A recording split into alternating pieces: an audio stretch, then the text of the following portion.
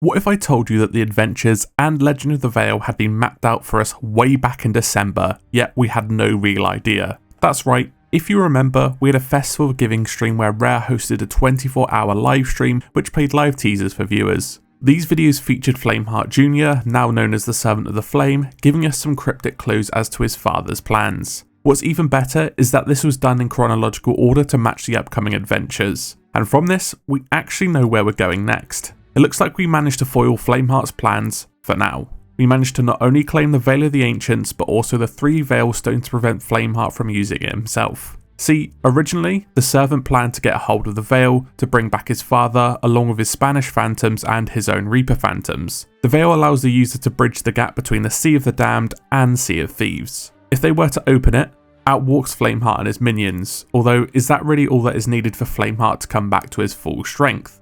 We'll take a step back further, way back to July 2018 when Cursed Sails released. One of the draws of the update was the release of a new story campaign. It centered around Wanda, aka Captain Warsmith, aka the Masked Stranger. Wanda somehow found the wreck of the Burning Blade with the help from her friend Salty. What's more important is that they opted to dredge out one of her cannons, and dragged it over to their hideout on Wanderer's Refuge. Wanda and Salty saw this as a way to get rich quick. They melted the cannon and began concocting a mixture to make the cursed cannonballs we see today in the Sea of Thieves. They planned to sell them at outposts, although the governors refused to grant them permits. All while they both toiled to create these, Wanda and Salty began to undergo changes. Wanda began feeling a swathe of emotions, but most importantly, anger. This started her change into a skeleton lord, but ultimately, what changed her? Was it the cursed metal from the Burning Blade, or something else entirely?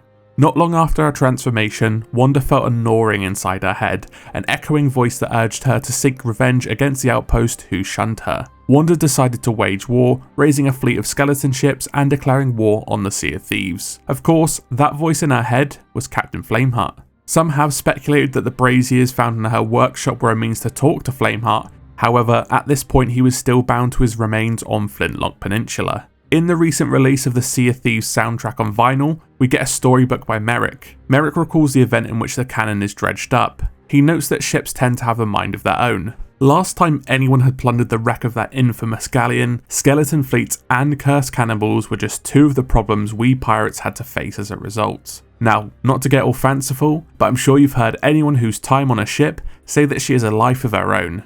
It appears, while not confirmed, a piece of Flameheart's soul, his memory or even his influence is in that ship, which is why he's able to conjure it up so easily at will, and why he can focus it into a powerful weapon. If Flameheart were to regain his power, as Ramsey fears, he would need the Burning Blade back, a fleet and an army. With the Veil claimed in all the stones, Flameheart is once again out of reach, as his previous plan was revealed during the teasers for Season 6.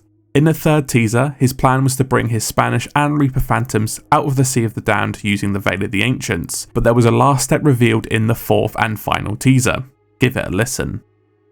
Pirates for all eternity. The curse is a gift. They will descend to claim it, then arise to a sea of bones. Your gift will unite all thieves to true piracy. They will drink, they will die, and they will live again to serve the fire.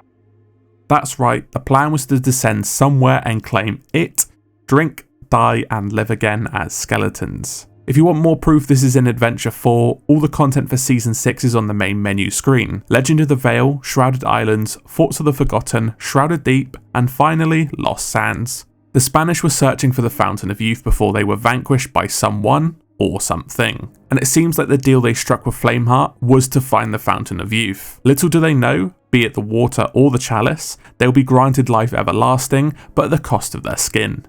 The cursed is the gift.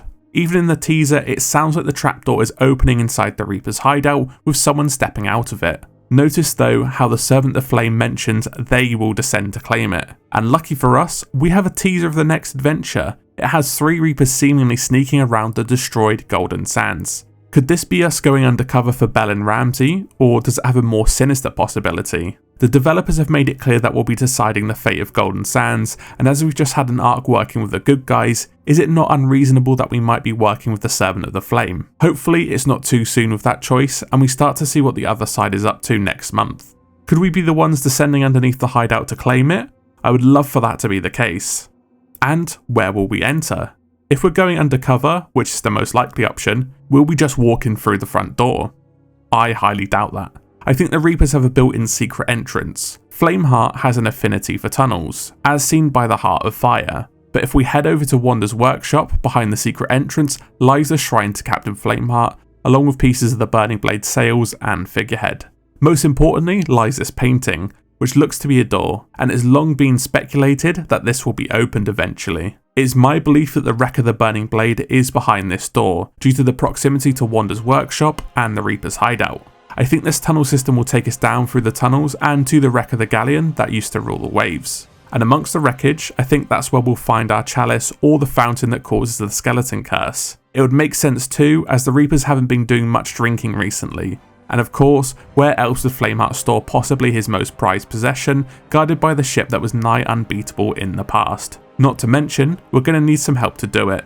And who was featured in the Forts of the Forgotten trailer, yet hasn't made an appearance in the game? Who was the last person to visit the wreck of the Burning Blade? Looks like we may be working with Wanda, as she will open the door for us in her workshop.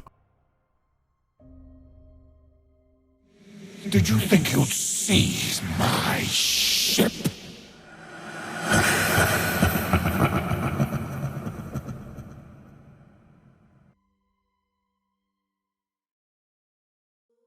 Thanks for watching. If you liked the video, make sure you drop a like and subscribe. This was just an extra video to get my predictions out before it's too late, so I hope you enjoyed it. Thanks again for watching, and I'll see you in the next video.